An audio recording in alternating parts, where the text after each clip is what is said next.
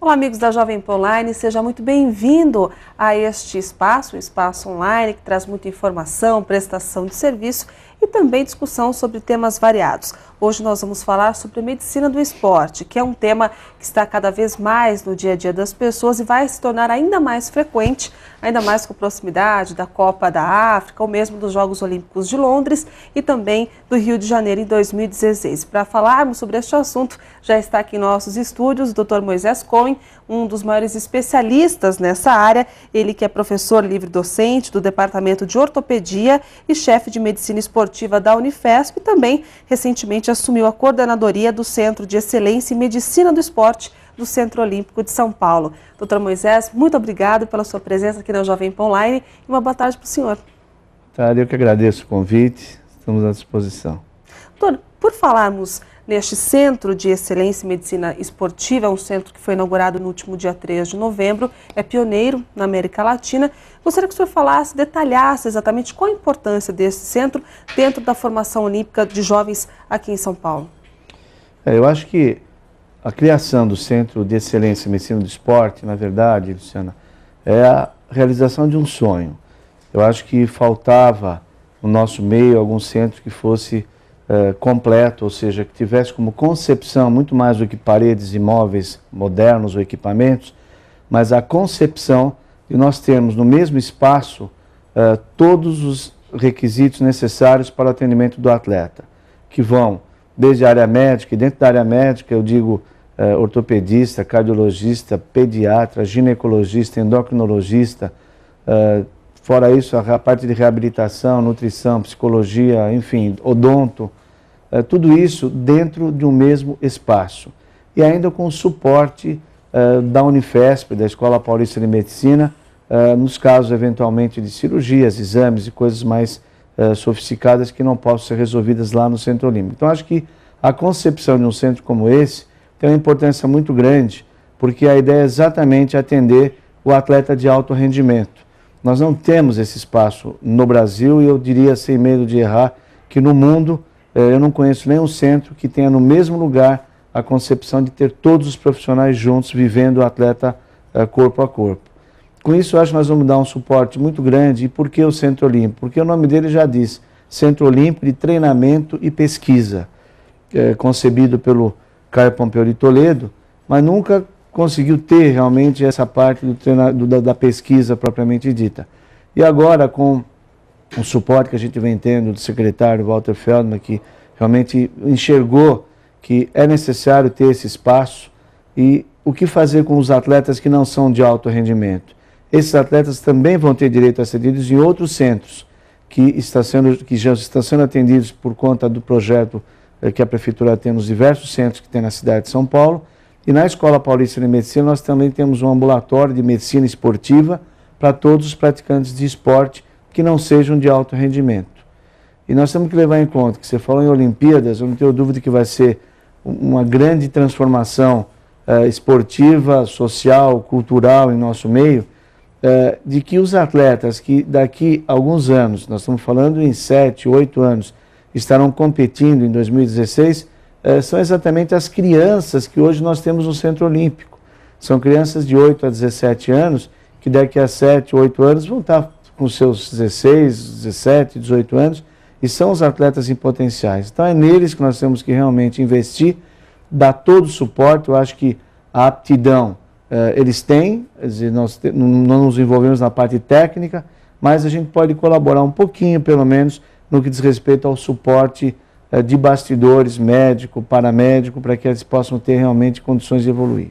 O senhor falou a respeito das crianças, né, a participação das crianças, que elas fazem, inclusive, parte do Centro Olímpico, e justamente por isso é tão importante a presença de várias especialidades médicas no mesmo local, doutor? Sem dúvida. Quando nós fizemos esse projeto não é novo, na verdade ele está no papel há muito tempo. Nós estamos lá no Centro Olímpico há uns 6 ou 7 anos, a convite da Magic Paula, mas sempre foi muito difícil, porque as barreiras políticas são muito grandes. Como é que você vai ter um espaço espetacular daquele, mas só para um grupo elitizado, entre aspas, que são alto rendimento? Então, politicamente, isso nunca teve um eco muito bom.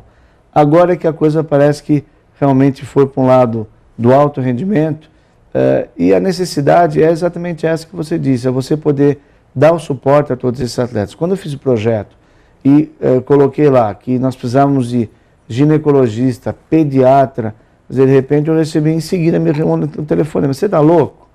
Ginecologista, pediatra, mas para quê?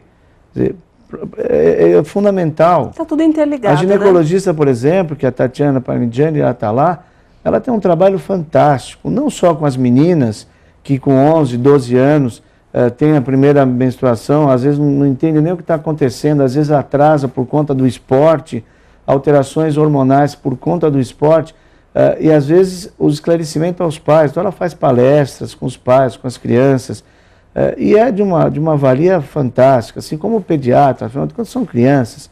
Então o projeto realmente foi ambicioso no aspecto de gente, de humanos que pudessem, profissionais que pudessem dar um atendimento realmente de grande valia e especialização. Equipamentos, materiais, temos sim, mas isso são coisas que são mais fáceis com o tempo, você arruma uma doação aqui, arruma uma doação ali, e as coisas fluem. Nós montamos lá um centro de reabilitação muito bom, com doações. Quer dizer, as pessoas, eu estou convencido disso, que quando a causa é nobre, você consegue a ajuda da comunidade. Eu não tenho nenhuma dúvida, não tenho nenhum medo de passar o chapéu, pedir para amigos, pedir para parentes, ou pedir para pacientes, enfim, que conhecem a causa, conhecem o trabalho. Dificilmente a gente escuta um não. Doutor, o Centro Olímpico justamente lida com crianças, lida com adolescentes que têm o intuito de se tornar um profissional de alto rendimento, um atleta de alto rendimento. O senhor mesmo acabou de comentar que no caso das meninas, algumas inclusive acabam sofrendo alterações no ciclo menstrual. Ou seja, que tipos de mudanças físicas ocorrem com essas crianças, com esses adolescentes que estão vivendo o dia a dia da medicina do esporte? Eu dei apenas isso como um exemplo, mas estenda-se isso também aos meninos. Quer dizer, existem alterações. Eu acho que mais do que tudo, nós temos que mostrar a eles o que é o esporte. Existe todo um lado de cidadania por trás disso, não é que ele simplesmente vai lá, faz esporte e vai embora. Tem toda uma infraestrutura, tem todo um trabalho que é feito dentro do Centro Olímpico para que eles realmente possam ter a melhor formação, não só esportiva, mas também do ponto de vista físico. Alterações essas, por exemplo, você pega uma criança que tem aptidão, vamos pegar futebol, basquete, o que quer que seja. E quando eles não chegam lá, eles vêm com problemas, dente podre, subnutridos.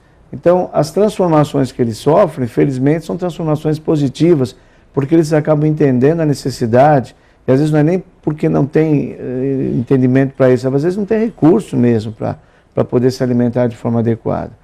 E muitas vezes o que acaba acontecendo é que eles são orientados e a partir daí começa um novo ciclo na vida deles. Eles começam a envolver a família atrás disso, as pessoas se envolvem no sentido de dar a eles uma condição ideal para que eles realmente possam fazer seu esporte.